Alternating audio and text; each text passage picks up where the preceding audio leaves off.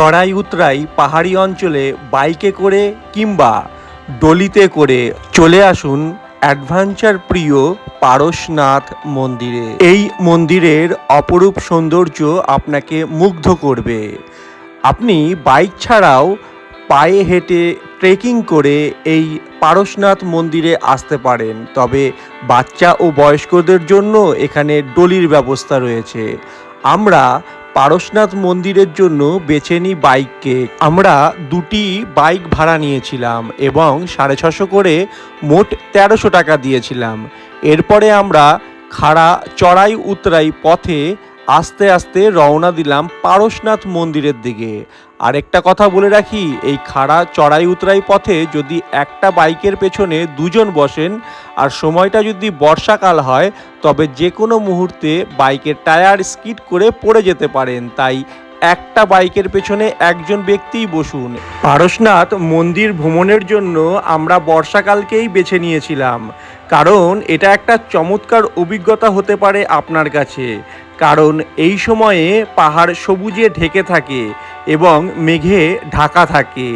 এই সময়ে পাহাড়ের পথে অনেক সুন্দর ঝর্ণা দেখা যায়, যা আমরা দেখেছি। বাইকে করে যখন আমরা চড়াই উতরাই পথে পাহাড়ের ওপরের দিকে উঠছিলাম, সেই সময় আমরা শীতল নালা এবং গন্ধর্ব নালা সুন্দর ঝর্ণা দেখেছিলাম। বর্ষার মধ্যে বেরিয়ে দারুণ এক অভিজ্ঞতা হয়েছিল, কারণ ঝাড়খণ্ডে যখন আমরা এসছিলাম প্রচণ্ড গরম ছিল, আর হালকা ঝিরঝির বৃষ্টির মধ্যেই বাইকে করে যখন আমরা উপরের দিকে উঠতে থাকি, ঘন মেঘ আমাদেরকে ঢেকে দিয়েছিল এবং হালকা বৃষ্টির মধ্যেই মুখ থেকে যেন সেই শীতকালের একটা বাষ্প বের হচ্ছিল। এত সুন্দর লাগছিল যে বলার মতো না, আর শীতে আমাদেরকে জাঁকিয়ে ধরেছিল বন্ধুরা। তবে একটা কথা বলে রাখি বন্ধুরা, বর্ষাকালে যেহেতু গেছিলাম আর বাইকের স্পিড যথেষ্ট বেশি হওয়ার জন্য বাইকের সামনের টায়ার প্রায়ই একদম রাস্তা থেকে কিছুটা ওপরের দিকে উঠে যাচ্ছিল আর কোনো কোনো জায়গায় স্কিড করছিল। এখানে দেখতেই পারছেন বন্ধুরা যে বাইকের টায়ার কতটা উঁচুতে উঠে গেছিল এবং আমার মনে ভয়ের সঞ্চারও হয়েছিল। তো বাইক চালককে আমরা কিছুটা থামতে বললাম এবং একটা চায়ের দোকানের পাশে বাইকটাকে রেখে সবাই মিলে কিছু খাবার দাবারের জন্য নেমে পড়লাম। চারিদিকে পাহাড়ের অপরূপ সৌন্দর্যের মাঝে প্রচুর পরিমাণে বানর এবং হনুমানকে দেখতে পেলাম। সবথেকে বড় ব্যাপার হলো কখনো বৃষ্টি, কখনো মেঘে ঢেকে যাওয়া, আবার কখনো ঝাঁ চকচকে উজ্জ্বল আকাশ। এই সকলের মাঝখানে আপনারা চলে যেতে পারবেন পরশনাথ মন্দিরে। আর সর্বত্র কিন্তু বন্ধুরা বাইক যায় না, কিছু কিছু জায়গায় আপনাকে ট্রেকিং করেই উপরে উঠতে হবে।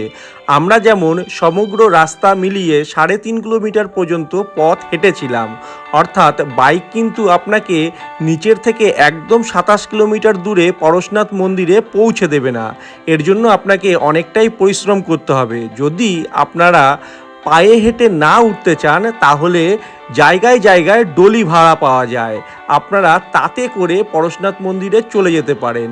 অনেকেই ট্রেকিং করে উঠতে উঠতে হাঁপিয়ে যান এবং বিশ্রাম নিয়ে আর ওঠার ক্ষমতা থাকে না, তখন এই মাঝপথেও আপনারা ডলি ভাড়া করে ওপরের দিকে উঠতে পারেন। দেখতেই পাচ্ছেন যারা ডলিবাহক তাদেরও কাঁধ ব্যথা হয়, অনেকটা সিঁড়ি ভাঙার জন্য আমাদেরও পা ব্যথা হয়ে গেছিল।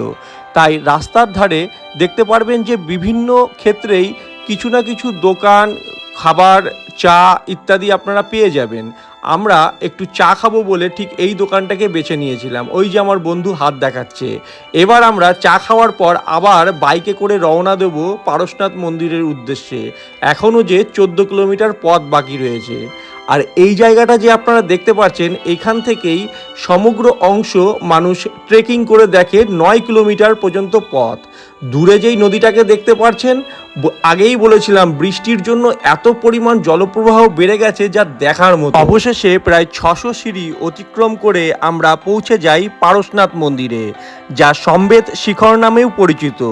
ঝাড়খণ্ডের গিরিডহ জেলার অবস্থিত পরশনাথ পাহাড়ের চূড়ায় অবস্থিত গুরুত্বপূর্ণ জৈন তীর্থস্থান। এটি জৈন ধর্মের 24 জন তীর্থঙ্করের মধ্যে 20 জনের মোক্ষ লাভের স্থান হিসাবে বিবেচিত হয়। বিশেষ করে 23তম তীর্থঙ্কর পার্শ্বনাথের নামানুসারে এই পাহাড়ের নামকরণ করা হয়েছে। চারিদিকের অংশটা ঘুরে দেখিয়ে আস্তে আস্তে আমরা মন্দিরের ভেতরে প্রবেশ করব। এটি মূল মন্দির এবং জৈন ধর্মের 23তম তীর্থঙ্কর ভগবান পার্শ্বনাথের প্রতি উৎসর্গকৃত, যেখানে তার মূর্তি রয়েছে। উপাসনালয় রয়েছে অনেকগুলো এবং মন্দির রয়েছে ছোট ছোট আরও অনেকগুলো।